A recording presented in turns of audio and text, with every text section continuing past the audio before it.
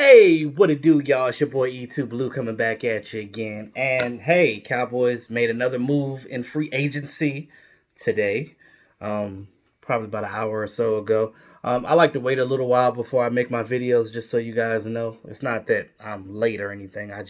I know about them right when it happened, but I like to get the information because I want to have something to talk about. I just don't want to say, "Oh, the Cowboys signed this player," and then I don't have any facts to tell you about it. I want to get you guys excited about every single player that the Cowboys sign, whether you think that it's a person of that you like or not. You know what I mean? Like, I just want to make sure that like whoever we get makes sense to the team. Now, first of all, I want to say hope everybody's doing well with this COVID-19. Um, I can't wait till it's over with, get back to normal life. Kind of sucks. Thank God that my job is still open, so I get to go back to work on Monday. Because we're essential, so I got to go back. Um, I did enjoy this little off time, though. I did. Got to get things done around the house, and like I said, since I'm moving, I got to pack up everything. So that helps. So with all of that, Cowboys made another signing today. They signed another kicker, guys. Now I know some of you guys are like, "Why the hell did they sign another kicker? Why would they do that?" Let me explain. So, what I think is, and I've heard news about this for a while now, that the Cowboys they signed Greg Zuerlein, Greg the Leg Zuerlein. So apparently they've been it's been quiet news about the Cowboys wanting to sign Greg a long time ago, even before they had interest in him. Of course, he spent all his seasons. I'll talk about that. He's been with the Rams his whole career. Now they've always liked Greg Zuerlein. They actually wanted him when he came out in the draft in 2012, but um, they've always had a love for Greg Zuerlein. So when they picked up Kai Forbath last year and how they didn't expect him to do that well. Because remember when Kai Forbath first came in the league, right? The Cowboys had him. I think he was the undrafted free agent, I believe. I'm not sure, but I think he was an undrafted guy. But they got him to begin with. And then he moved around the league. He went to the Vikings, and I think he went to the Redskins, and he went to a couple other teams and stuff. So Kai Forbath kind of just flopped around the league a little bit, kicking for different teams, and I guess he was trying to find himself. Now, where Kai Forbath is in his career now, he's so much better than he was before. Now, I already did a video on Kai Forbath. They signed him. His contract is 1.7 mil. 1 year, though. Now, again, he was 10 for 10 last year. But remember, when we got Brett Maher, or Maherati, as we like to affectionately call him, he literally was good when he first got here. And then they ended up cutting Dan Bailey for him. So it was kind of a shock. That was kind of a shock because it's like, oh, well, we cut Dan Bailey for this guy. And so, you know, Brett Maher was able to kick 50, 60 yarders and set franchise records and all that crap. But he couldn't hit inside the 24-yard line. He couldn't hit anything inside the 30. And it was just like, really? You guys remember them days when we had remember Matt Beeler? I think that's Brett Beeler, Matt Beeler. But Beeler, I liked him. He was the first kicker that we had before Dan Bailey. And then the Chris Bonio days. So remember, Chris Bonio ended up being our special teams coordinator 1 year. So we had Chris Bonio. You got to go back. You got to go back a little bit with these kickers. You know what I'm saying? So you talking about Chris Bonio, which ended up becoming Dan Bailey's special teams coach. So, Chris Bonio, we had Dan Bailey, we had Beeler. And when Beeler was on the team, I liked him because he was big, though. He was big like a linebacker. He kind of looked like Van Der Esch, but kicking the ball. Just imagine Van Der Esch being the kicker. That's what Beeler was. And Beeler was pretty good. He was pretty decent. I liked him in the Tony Romo era in the early 2000s and stuff like that. But when we had Dan Bailey was clutch. Like, we would go up and get a beer or get something to eat right after the touchdown, and you wouldn't even you wouldn't even think that we would miss it. You get Brett Maher, and we're like, oh, here we go. We out here clenching our butt cheeks, literally, because we're just like, oh, is he gonna make it or not? No. And then it goes to the left or goes to the right, and it's just like he had a tendency of just being off, and it kind of sucks.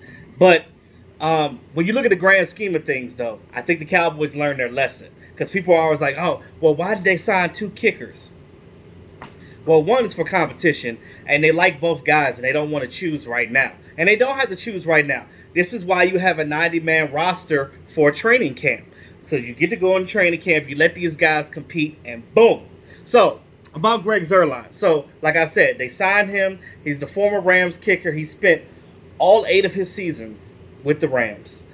He was a sixth-round draft pick in 2012 by them.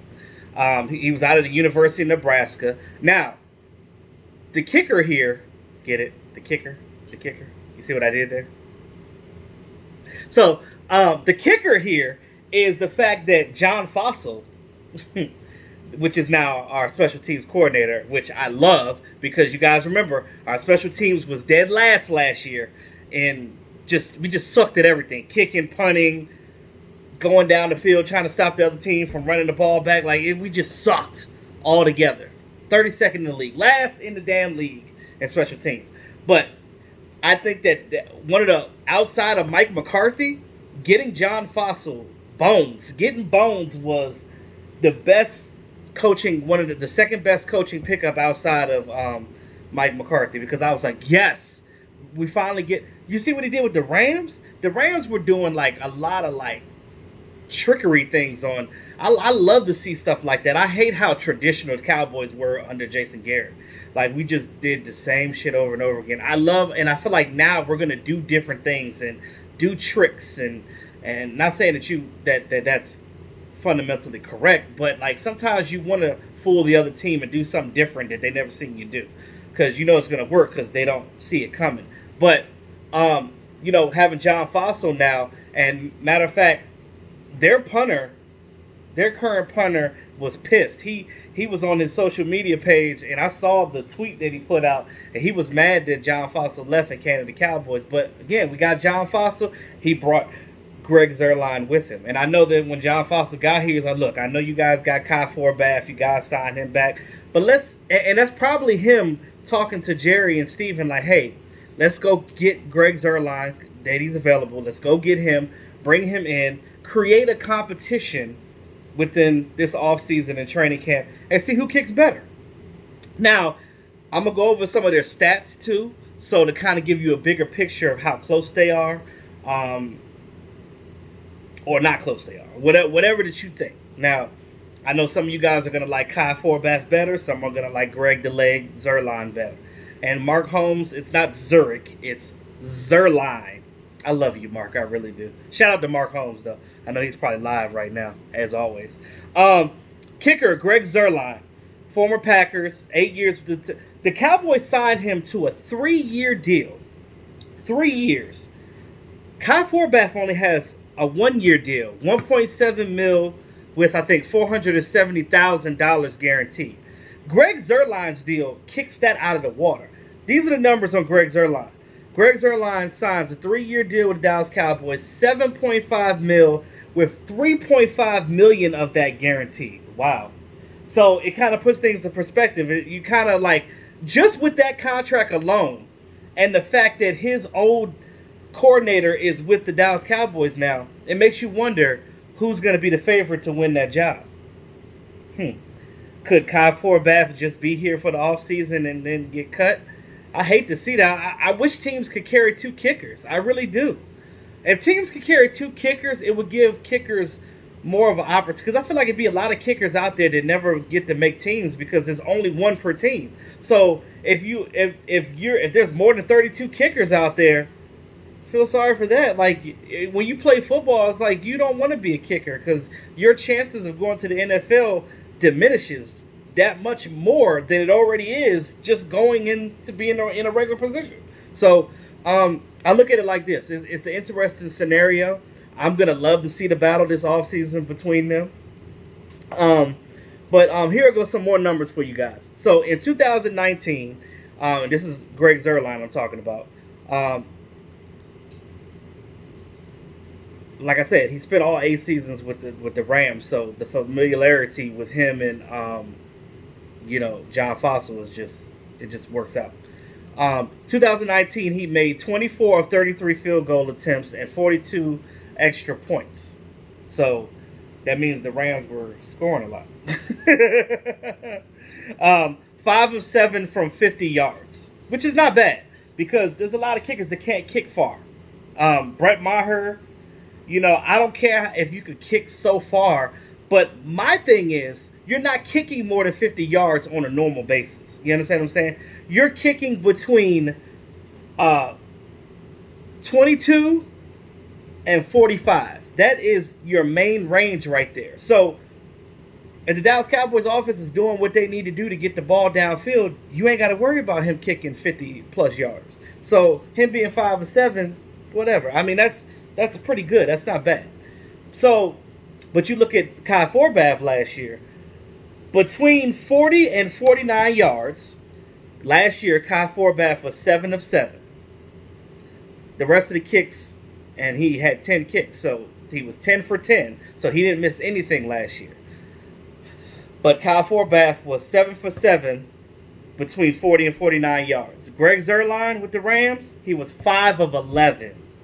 So when you look at those numbers, you're like, okay, well, Kai Forbath is obviously a better, more consistent kicker. But hold on. You look at the career-wise, Greg Zuerlein has way more kicks made than Kai Forbath. Remember, it's funny because they're the same age. This is ironic. They're both 32 years old. Kai Forbath was subpar when he first came in the league. Greg Zuerlein was better when he first came in the league. And not saying that he dropped off a little bit, but there's other factors that play in you missing kicks. Wind. He was with the Rams. They played a lot of outside games. So, with the Cowboys, y'all got to see, this is why I'm here to, put things to the table that you're probably not thinking of. When you're a kicker and you play for a team that you play mostly outside, wind plays a lot of factor in everything. When you're with the Cowboys, a lot of times you're playing indoors if you got home games. So half those kicks that you're making are going to be makes because you're kicking indoors as opposed to outside. And I feel like on our end of the world, on the East Coast, there's more stadiums that are indoor or covered than there are uncovered, if that makes sense. So, but that's all I had. Let me know what you guys think about the Greg Zuerlein pickup. Again, $7.5 million for 3 years, and Kai Forbath is $1.7 for 1 year. Who's gonna make the team? Now, if you just look at the contract, it tells you that Greg Zuerlein is going to be the Dallas Cowboys kicker for 2020. But I don't know. Kai Forbath, I got to give Kai Forbath some love, though, because Kai Forbath he has literally, he has done his thing. And even though it's the offseason and stuff and coronavirus, he's out there kicking on his own. A lot of kickers don't kick during the offseason. They go play. And then they come back. When they come back to the team, that's when they practice their kicks. But I hope Greg Zuerlein is kicking because Kai Forbath has been doing his homework. So, with that being said, y'all, thanks again to all my subscribers. Thanks for getting me over 5,000 finally. I've been stuck at like 4,800, 900. It seemed like the whole season. It's like I ain't getting no love shown. But y'all showing me love in the offseason now all of a sudden. I don't know what's up with the uptick, but I appreciate it. So, those of you that haven't subscribed yet, go ahead and hit that subscribe button. Support your boy. The more the merrier. But again, as long as you guys are quality. I like quality subscribers. I like the ones that really love me. I don't need none of the trolls. I want the subscribers that really support your boy. But anyway, it's your boy E2 Blue, always keeping it real. Talk to y'all soon. Y'all have a great day.